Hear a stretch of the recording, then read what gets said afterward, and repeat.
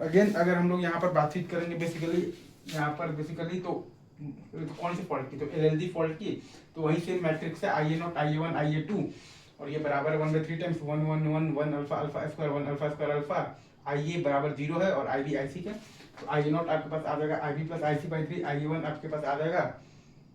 Similarly तो 1/3 times alpha I B plus alpha square I C, और I A two आ जाएगा 1/3 times alpha square I B और plus है आपके पास अल्फा टाइम्स आई सी। तो वी बी बराबर आपके पास वी सी बराबर है I F into Z F, I F बराबर है आपके पास आई बी और प्लस है आपके पास आई सी, तो आई ए नॉट बराबर है आपके पास I F by 3, I F बराबर है आपके पास basically 3 times I A naught. और वही सेम काम आप यहाँ पर वोल्टेज में भी आप लिखेंगे तो वी ए नॉट आ जाएगा आपके पास वी ए और प्लस आ जाएगा तो 2 टाइम्स तो वी बी बाई 3, और वी ए वन आ जाएगा V A minus V B by 3, और वी ए टू भी आ जाएगा V A minus V B और बाई 3। तो वी ए वन बराबर आपके पास तो वी ए टू है, और वी ए नॉट माइनस आपके पास जो वी ए वन है ये बराबर है आपके पास तो वी बी के मतलब कि I F into Z F के मतलब कि 3 I A not into Z F के मतलब कि आई नॉट इंटू है आपके पास बेसिकली 3 टाइम्स जेड एफ के। और आई ए वन आप लिखिएगा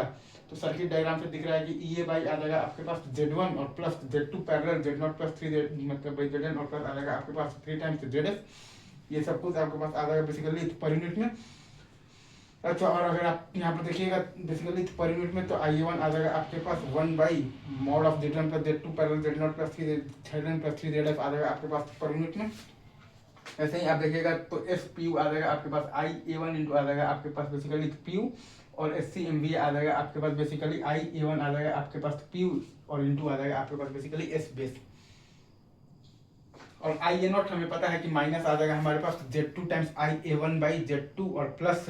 आ जाएगा हमारे पास Z not plus 3 Z N plus आ जाएगा हमारे पास 3 टाइम्स जेड एफ, और आई एफ बराबर आ जाएगा हमारे पास बेसिकली तो 3 times I not. This is called pure mathematical, ये आपके पास ये डेरिवेशन है। इंपॉर्टेंट रिजल्ट्स आप याद रख सकते हैं क्योंकि एग्जाम में ये पूरा आप ड्राइव मतलब नहीं करेंगे तो ये सर्किट और ये 3-4 पॉइंट्स, ठीक है।